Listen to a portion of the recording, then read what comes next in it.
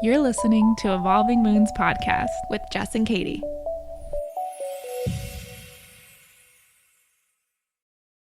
Hello, everyone. Hi, welcome back. Jess and Katie here again Evolving Moons. after a small break. We took a small break. It was nice. I like that we did that. Yeah, I hope you guys listened to some of those ladies' podcasts. Yeah. Hope you took some time, thought about it, learned some new things, educated yourself, others around you, and are reflecting. Yeah. We have a crazy time going on right now. Yes. Lots of things are happening. Lots of change. New episodes of 2020 are coming out all the time and throwing us some curveballs. I don't know. Definitely. Murder hornets came and went, you know. Yeah, that lasted for a whole day. Yeah. On to the next thing, taking down the government. But yeah, with all this stuff going on, we thought this would be a good time to introduce the topic of anxiety. Yeah. It's something that I think that a lot of people go through already, and it's also something that can be heightened right now during all this for people. So it's a good time to kind of become more aware and educated about the topic. And different anxiety disorders, why you may be feeling this way during this time, but just in general, things you can do to help yourself out and maybe like lessen those symptoms that you're having. And if you need further help, we'll talk about that too. Yeah. So first we're going to do a reading about it, and going into it, we're just going to focus on, what can we do to keep ourselves grounded and calm and peaceful. Yeah. Sounds wonderful. We're back. We're back. With a beautiful card. With a nice card. Here she is. It's like a little lady with like a pot and some smoke coming out of it. She has like a feather, maybe a shell or a flower, a little bottle. She's making magic. And it says, I craft my core desires with certainty and ease. It's a nice card. Beautiful. I liked this card because it reminded us that we should slow down and bring like purpose and meaning into our lives and focus on the things, like put our energy into the things that will do that for us. Yeah. Basically. Yeah. So like relating it to anxiety, it's like when you're having anxious feelings in a moment of manic or like panic and you feel not calm at all. You're like racing, your heart's racing, your mind's racing, you're a mess, you're unstable. I feel like this card is saying to breathe, take a moment, try and slow yourself down, slow your thoughts down, slow your heart rate down, and refocus that energy. Your mind is so, so powerful. So when you do think about stability and calmness and grounding yourself again, if you focus on that more than you focus on your panicking or on your anxiety, you can kind of work out of it and get yourself out of it. Yeah. Speaking of, I think that we would like to talk a little bit about our different experiences with anxiety. So I guess I can start us off. Yeah, go for it. When I was thinking about this episode, I honestly got really anxious. Really? When I was writing our notes about what makes you anxious, like what can make you anxious, I was like, oh my God, there's so many things that make me anxious. And I started to get worked up about it. About the podcast? Yeah. That make you anxious? Yeah, about talking about it. But then it also helped because then I wrote the ways to get out of a panic attack. And so then I was like, oh yeah, this is nice. Oh, yeah, this is nice. So my anxiety, I think I've mentioned it before on the podcast, I've been diagnosed with social anxiety. So for me, and anybody else that has social anxiety, what that is fearing large crowds, groups of people that you're uncomfortable around, and that being in those types of situations gives you anxiety. And the anxiety mostly stems from judgment. You kind of feel like everybody's looking at you and watching you at all times. You really are self-conscious about what you say and how you say it. It comes out for me at work all the time. I work in a restaurant. So when I talk to people, if I say something that I feel like was uneducated, or I'm like, why did I say it like that? Or if I stutter, I will think about that and it will stress me out for the rest of the day, sometimes the rest of the week. And that is like the epitome of social anxiety to me. It's like you don't want to be in social situations or around people that make you uncomfortable in fear of that type of situation happening or you being judged for something that you do or say. Also, my anxiety happens just like in public all the time now for some reason. Like anytime I'm around a lot of people, I fear about what could go wrong for some reason. And that's like a common thing with anxiety is that I've heard people describe it as like a black cloud. Like that's my boyfriend also has panic disorder. And so he used to always say that it kind of felt like there was always something bad looming and he felt just like this dark feeling or presence and he didn't really know why. And that gave him anxiety because he was fearful that bad things were going to happen and that would make him panic. And I understand that now when I'm in big crowds, like especially with relating it to what had been currently going on. I noticed it a lot when there was like all those shootings. And I would go in public. I'm already nervous to be around a group of people. And then I'd be like, what if someone had a gun right now? Like, how would I get out? What would I do? What if I'm like walking down the street and somebody fucking runs into this group of people that I'm walking with a car? Like, it's kind of unrealistic, but it stems from what's been going on in the world. So you can also like develop different types of disorders or different types of things that make you anxious. And I'm learning that now, and it's making me upset because I've been developing more, I feel like. But, I went to the doctor, so yeah, we're good. For me, thankfully, I didn't have to go to a doctor. A few years back, I started getting really bad anxiety, and it was around the time my buddy died, and we all had to go to a funeral. But I had just gotten out a few months before. It was like a year. It was a year. I got out of an abusive relationship. And I knew that he was going to be there at the funeral. And all of a sudden, I started having panic attacks, like straight up anxiety attacks. I was like hyperventilating. I didn't know what to do, and it would just happen. And I didn't know what was going on, you know? And then thankfully, my boyfriend at the time, he kind of helped me breathe through them, and I was able to like kind of get it under control. And then it wasn't until I kind of started on my own spirituality journey and I had Reiki. I had Reiki done and I was able to kind of dive deep into like what was going on with me. And I realized like, oh, this is where this is stemming from. Like I have a little bit of PTSD from this abusive relationship, and there were certain things that would trigger it.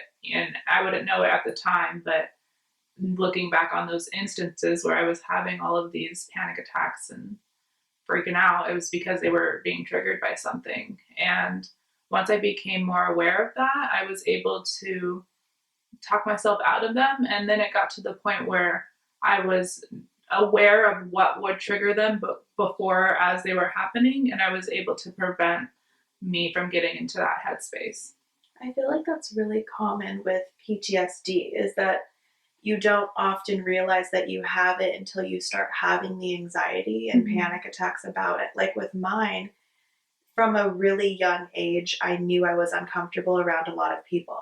Like my mom used to tell me that, I remember I'd have to go to school, like elementary school, and come home, and I had this like hour after school to decompress, and we called it quiet time, and I would sit on the side of my bed and reenact with my Barbie dolls what had happened to me that day at school.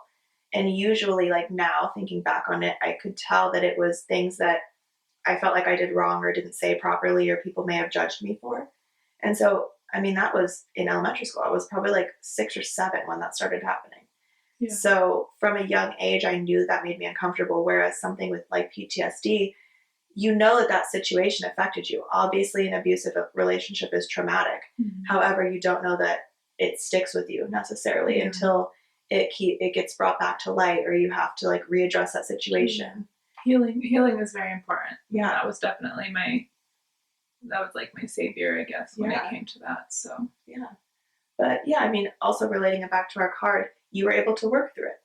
You were able to refocus that energy, and instead of just allowing it to cause you more anxiety disorders, and like maybe even depression would have developed, or I'm sure it was there at some point. You kind of refocus that energy, which is super cool. Yeah, definitely. Well, remember when I picked this card, I was asking like, what can help us stay grounded and peaceful and calm? And I think the answer is like, oh, I was grounded, and that's what helped it. I grounded myself, and that's what helped me get through my anxiety. Totally. So as we start talking about like how to battle anxiety, we think it's important to mention that in order to battle it or help resolve it within yourself, you need to identify what is causing you anxiety. So anxiety can obviously come from a bunch of different things. We just mentioned a couple that we get anxiety from or cause our anxiety to flare. But it can come from a ton of different places, and sometimes it's hard to identify what is actually the root of your anxiety. And it can come from or it can be heightened, I guess, for other reasons, like if you're not sleeping well enough, you're not getting enough sleep, being dehydrated, not eating healthy, not exercising regularly, drinking, drugs, caffeine. Like if you're doing all those things in excess or not enough, it can cause your anxiety to worsen. And then I guess like a way that helped me is I started, when I would have panic attacks, I started to write them down, like almost journal them. And then after I got out of the panic attack, I would think about everything else that had happened in that day leading up to it. And that kind of helped me identify that it was more when I was in public situations. So, I mean, obviously yours came out when you had to see him. Well, yeah, it was like to see him, but it would also be things like that my partner would do, like nowhere near, but it could be like they make a comment or like they like some type of physical gesture. Like they put their hand in a certain area on me, and it would just be like I wouldn't realize it at the time, but I'd be like, oh, like fuck it off. I hate this. Yeah, what's happening? Yeah, like don't touch me, and then I'd freak out, and they'd be like, yo, chill. Yeah, like, why are you acting like this? Yeah, and then I'm like, I don't know, like. You're like, I'm going home now.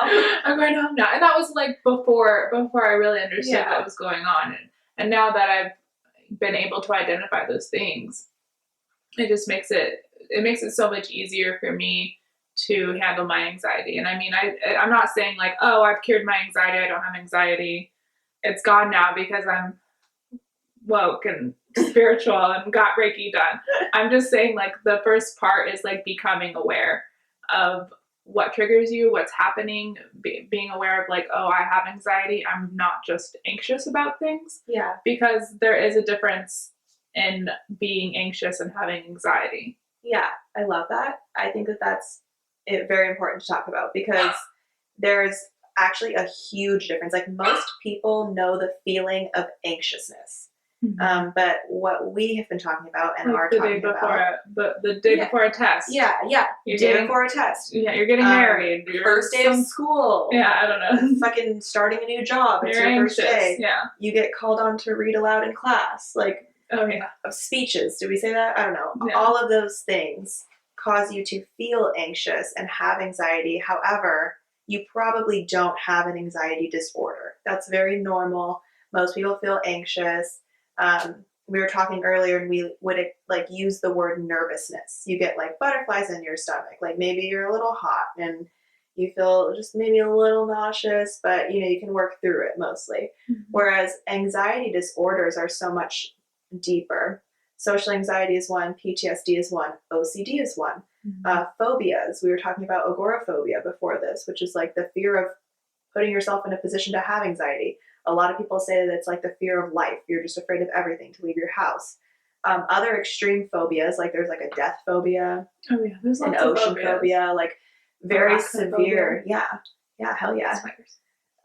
Separation anxiety, is another one. Panic disorder, where you just are like sent into full-blown panic attacks all the time for like there's lots of things linked to anxiety, and I mean there's a whole mental health spectrum that we could go into. Maybe, I don't know, we talked about maybe doing an episode later on about that. But also it's probably important to mention that if you have an anxiety disorder, a lot of times it's linked to other mental illnesses such as depression or ADHD. Those can go hand in hand. Yeah, especially and when it's hard to identify your feelings, like there's this anxiousness, yes, that comes with anxiety, but there's often people feel other things too. Right. And like for me, it's not just like that I'm anxious, it's like I feel the worst, you know, probably linked with depression. A lot of people get dizzy, or like they say that they kind of black out, like your vision just goes. My hearing sometimes will like go out for a moment, like right before I panic, or I'll feel nauseous, or sometimes I will throw up. I cry. A big one for me, and one that my boyfriend has, is like this weight on your chest. Yeah. Like it's like, for me, it's my chest. like right on like your I heart, can't and breathe. you can't breathe, and you can't. For me, like I feel like I can't get a deep breath in. Like when I breathe in, my breath feels like it's only going to just the back of my mouth or like my throat. It doesn't go all the way into my lungs. And I feel like I can't get enough air, and almost like I'm suffocating or like being choked. And that's like a common thing with anxiety. It's like a wave that goes over you, and you just get like really heavy, and you're like, and for me, that's how I'm like, okay, like I know. A lot of people feel like they're dying. Like this is if you've never had a severe panic attack, it is extremely terrifying, and it does feel like you're not going to make it out of it. It feels like your body's giving up on you. It feels like you can't breathe. It feels like you're not in control anymore, and a lot of people are afraid that they'll die in that moment. I don't think that that's common. I don't think that many people die from panic attacks. However, I'm sure it's possible. But I mean, it wouldn't be from the panic attack. No. It would be like another pre-existing condition, like a heart attack. Yeah. Heart disorder. Yeah. But I mean, I feel like how maybe it could help. I think why we were talking about this is because we want to help people identify their anxiety, and maybe it is just a nervous feeling, an anxious feeling, or maybe it is an anxiety disorder. And a lot of times with anxiety disorders, I have like some little facts, but 40 million people in America have anxiety disorders, but only 36.9% of those people receive treatment. So a lot of those people, I'm sure, just assume that they I feel anxious sometimes. But I mean, I think it's hard to identify maybe when you need to see a doctor. I just this past year saw a doctor, and I've probably been feeling like this for the majority of my adult life. So, I mean, did you see a doctor? I've never seen a doctor. Yeah. So obviously you felt like you can kind of handle it on your own. I handled it. If I hadn't had handled it, I probably would have gone and sought help. Yeah. So I wrote some things about when to see a doctor, so we'll just read them off. Okay. When anxiety is preventing you from living your daily life, so it like affects work, you don't want to go to work, you don't see your friends as often, relationships are suffering, romantic or non, and your normal routines are like off, like you're not sleeping as much, you're not eating as much, maybe you're eating too much or sleeping too much, that type of thing. If you start to develop depression or start feeling suicidal as a result of your anxiety, meaning like you can't control your anxiety so much so that you don't want to be here anymore. If you are avoiding living life, going on trips, or trying new things because it makes you too anxious, that is why I decided to go see somebody, was because I felt like it was getting to a point for me where I would try and talk my way out of things in life that normally I would enjoy doing. And I didn't want to be like that. You know, like I would be scared to go to Disneyland or scared to go on a vacation with my family. Like we were supposed to take a Europe trip, and then obviously we didn't because of COVID, but I was like relieved to find out that we weren't doing that when 3 summers ago we did that and I had the best time ever. So that is a huge one. Like if you feel like it's affecting you so much so that you're not living how you normally would. Also, if you think your anxiety may be linked to a mental health problem. So I have a thyroid disorder that also can lead to anxiety. Heart disease can lead to anxiety, diabetes, drug use, and addiction. So if you're struggling with any of those things and think that you're having anxiety because of it, great time to see a doctor. Also, or the other things also, not just your anxiety. Yeah. Please see a doctor if you have a heart condition. Also, you could see a doctor like whenever, like those are just tips on. You should go get a checkup. You should go see it. Yeah, we love doctors, but you use people to help you. If you just don't want to feel anxious, just fucking talk to somebody about it. Go see a doctor about it. Like, you hear my dog barking in the background, maybe. I didn't look. It's fine. Continue. We're going. Yeah. Anywho, you can see a doctor for any reason, any of those reasons, or just no reason at all. Just because you don't like feeling anxious, go see a doctor. Yeah, but like I said, I never had to go see a doctor. I mean, it probably wasn't as severe. I mean, not that my anxiety is not valid, but it probably wasn't. Don't invalidate yourself. Yeah, it wasn't as severe as it could have been, but when it comes to anxiety, there are ways that you can kind of handle it and you get to know yourself more, and you know what triggers you, and then there are ways to kind of calm yourself down.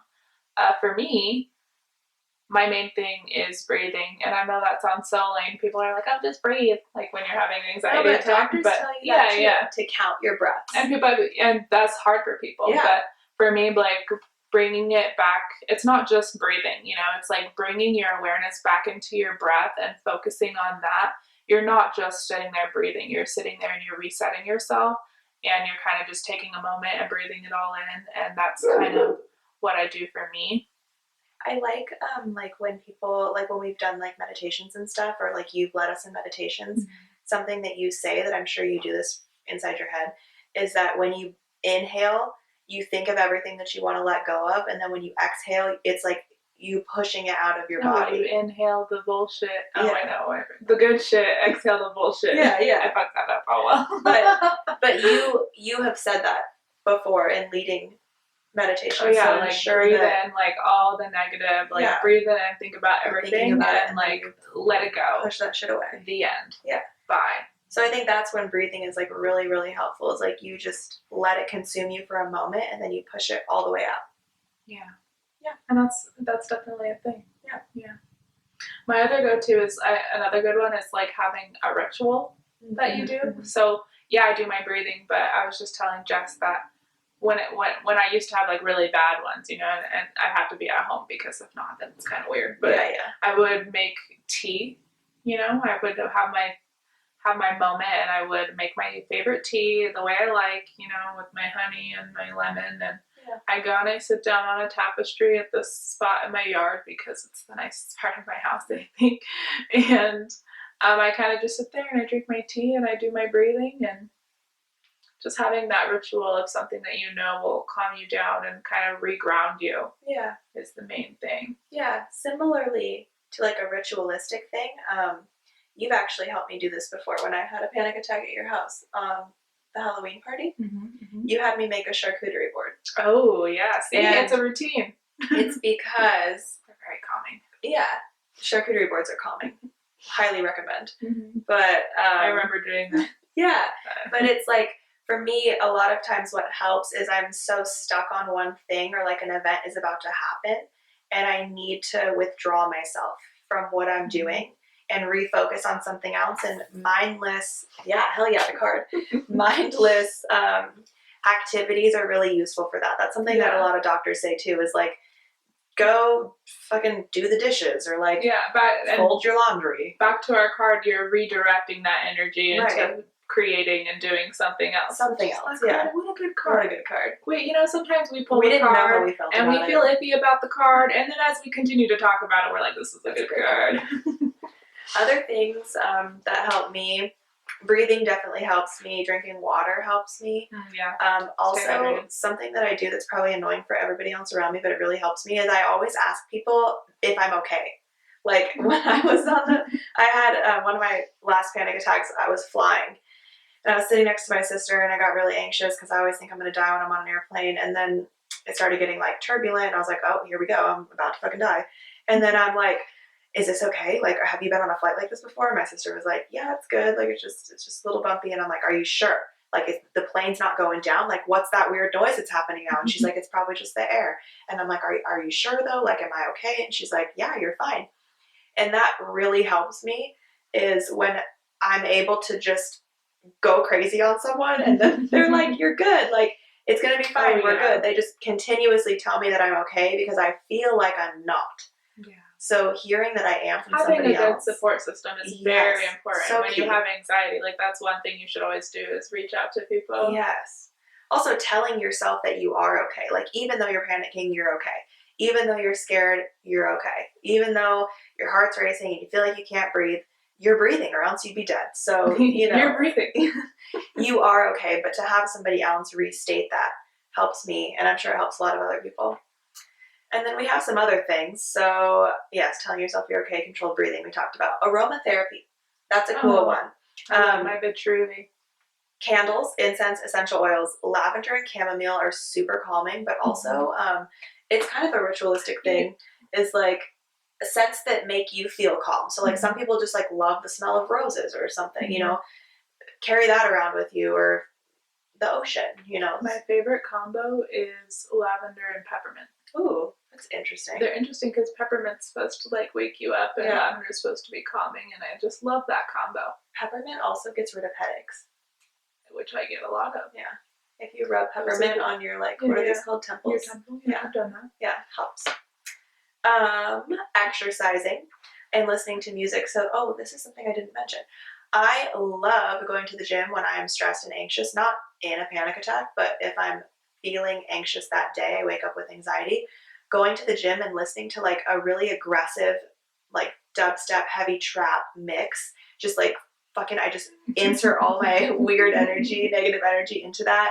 And I'm just going, you know, I'm going so hard, I'm sweating, and I'm like probably like grunting in the gym, and like, but I love that. Like for me, that's such a great release. I'm like the opposite. I want my chill vibes music, and I want to sit there with my tea. You totally don't have to exercise. It can just be the music part of it. Yeah. But that's also just redirecting and refocusing your mind onto something else. So yeah, I mean, calming music probably helps too. That's probably, if you're struggling with anxiety, I wouldn't go for the loud dubstep that's raging inside of you. Also changing your surroundings. So I kind of talked about this one too, like I take a step away and do something else. However, certain situations can cause anxiety. So like in a social setting, if you're having social anxiety and you're in the moment, walk outside. At work, sometimes I have to take breaks and like take a little lap around my restaurant or go outside and breathe a little bit, get away from people. Other situations that can give you anxiety, like my boyfriend would get anxiety when he drove sometimes, or like sitting in traffic for a long time. He'd have panic attacks in the car, which is terrifying. But pull over, you know, like wait, I've been in the car when Josh had a panic attack. It's not funny, but in the moment it was funny because it worked and whatever. But you know, Tahoe, we took the shortcut. That was so we scary. almost ran out of gas. That was dumb. Another thing that helps people is to write and journal. So we talked about journaling and documenting anxiety when it happens. However, journaling during panic can help. And it doesn't have to be words necessarily. You can just write a bunch of words, like just whatever words you're feeling. You can just fucking write like curse words all over the page, or just write whatever you're feeling. You can draw colors. Outlet. Yeah, is always a good one. And that's like another thing with the breathing. If you need a physical release, you know, like breathing does give you that if you can control it and do it well enough. However, that's oftentimes harder for people. So yeah, if you're in a more controlled area, like breaking things helps a lot of people. Oh, I've always wanted to go do one of those cool, where you can break shit. Like definitely don't throw plates in your home. We're not recommending that. However, there are those facilities, you know, where you can. I mean, fuck it, it's your home. If you want to throw a plate, throw a plate. But I mean, you probably shouldn't throw the plate. Yeah, don't hurt yourself. And then checking in with family members, friends, reassurance, that type of stuff. All of those are great things to do. But I mean, I think key is take a breath, drink some water, refocus your thoughts and energies, and just know that you're gonna be okay. And if you're not okay in that moment, ask somebody for some help. It's never a bad thing to get help. Walk away from the situation, get yourself grounded. And we hope that this helps make people feel less anxious. Yeah, what she said. That was our kind of episode today on anxiety, and we hope that if you guys need help, that you'll reach out, and we know that it's hard to go through something like this, and we're here for you. Always. Anxiety fucking sucks, and we both feel that. Yeah, we feel it very tough, so we thought this would be a good episode to put out. Especially during now, this is such a charged time in our lives, and so many people, I'm sure, are feeling anxious, and their anxiety is heightened, and for a good reason, but also that sucks to fight the good fight and also be feeling anxious as shit, you know? So much stuff is going on right now. Yeah. Positives, though. They released a new Bachelor. New Bachelor. Which, first black male Bachelor contestant. Is that true? Yeah, he's the first black male. Yeah, there was a Bachelor. There was a female. But, you know, I can't believe they did that because, okay, the tea. He was originally supposed to be on Claire's season, but Claire saw right through that bullshit because it's Tyler Cameron's BFF. Yeah, who was previously on Hannah's season. Who doesn't have as many followers as Tyler Cameron for, I mean... obvious reasons. I mean... Tyler's a god. He is a god, anyways. And now, all of a sudden, he, like, got kicked off, and now they chose him to be the Bachelor? Like, where did that happen? But when... He technically was never on the Bachelorette, so... That's an odd thing. They usually pick within the Bachelor. I mean, I guess he gets considered, like, part of the Bachelor Nation or whatever because he's Tyler's friend. No, he's not. I mean... He was casted and then booted. True. But also, when is the Bachelorette even gonna... Are they gonna do that? There was so much backlash. Why did they pick Claire? Why did they pick her? But why did they announce Claire, not do her season, and then announce the Bachelor? This dude. They usually make us wait. Yeah. Until the end of the Bachelorette. Right. So now I don't even want to watch. I don't even want to watch Claire's season. What's the point of watching Claire's season? Because... You already know who the Bachelor is. It's not going to be someone from the previous season, which is weird. Unless they already did the season. No, I don't know. No. Because they wouldn't have released that info. Oh well. Bachelor tea. We're confused. Anyways, thanks for listening to our podcast. Like, /comment, /subscribe. Share. Do something, whatever. Rate us. We don't know. We love you. We'll see you later. Have a good time. Bye. Great rest of your day. Bye.